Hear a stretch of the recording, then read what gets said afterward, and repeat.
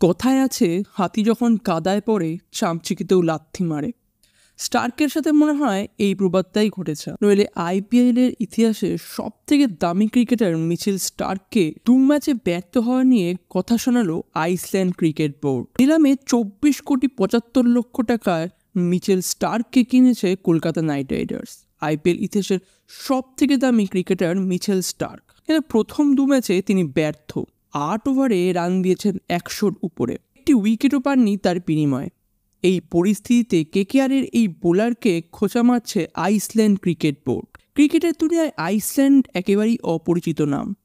গোটা দেশে 135 জন নথিভুক্ত ক্রিকেটার রয়েছেন। দেশে 5টি ক্রিকেট ক্লাব রয়েছে। এখনও আইসিসির সহযোগী সদস্য দেশেরও যোগ্যতা অর্জন করতে পারেনি তারা। 2008 সালে তৈরি হওয়া এই ক্রিকেট বোর্ড 2018 সালে প্রথম বেসরকারি আন্তর্জাতিক ম্যাচ খেলেছে। কিন্তু এই আইসল্যান্ডেও শেষ কিনা সমালোচনা করছেন মিচেল স্টার্কের। 8 ওভারে 100 রান দেওয়া নিয়ে টুইটার হ্যান্ডেলে আইসল্যান্ড ক্রিকেট বোর্ড লিখেছে, আইসল্যান্ডের একটি বিয়ারের দামের থেকেও বেশি। অর্থাৎ তারা বোঝাতে চেয়েছে যে আইসল্যান্ডে একটি বিয়ারের যা দাম তার থেকে বেশি রান 2 ম্যাচে দিয়েছেন স্টার্ক। নিলামে স্টার্ককে কেনার পর কেকেআরের মেন্টর গৌতম গম্ভীর বলেছিলেন দলের বোলিং আক্রমণকে নেতৃত্ব দেবেন মিচেল স্টার্ক। ম্যাচে বল করার পাশাপাশি বাকিদের কাছে সিনিয়র প্লেয়ারের ভূমিকায় দেখা যাবে তাকে।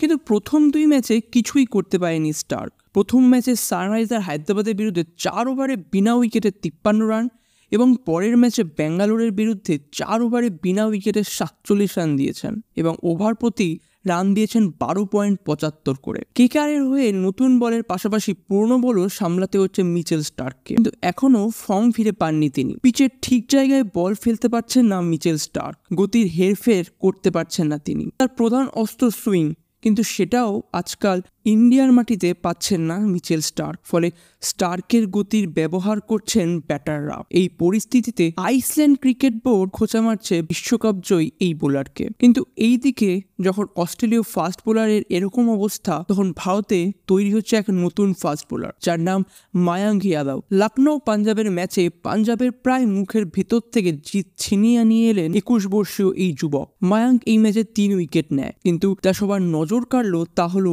মায়াঙ্কের গতি। এই ম্যাচে 155 গতির বল করে দিল্লির এই ছেলে। আগে আইপিএলে দেখা গিয়েছিল উমরান মালিকের গতি, আজ দেখা গেল মায়াঙ্ক যাদবকে, যিনি শিখর ধাওয়ান, জনি বেয়ারস্টো এবং প্রভসিমরন সিংকে আউট করে ম্যাচ জিতিয়েছেন লখনৌ সুপার জায়ান্টসকে।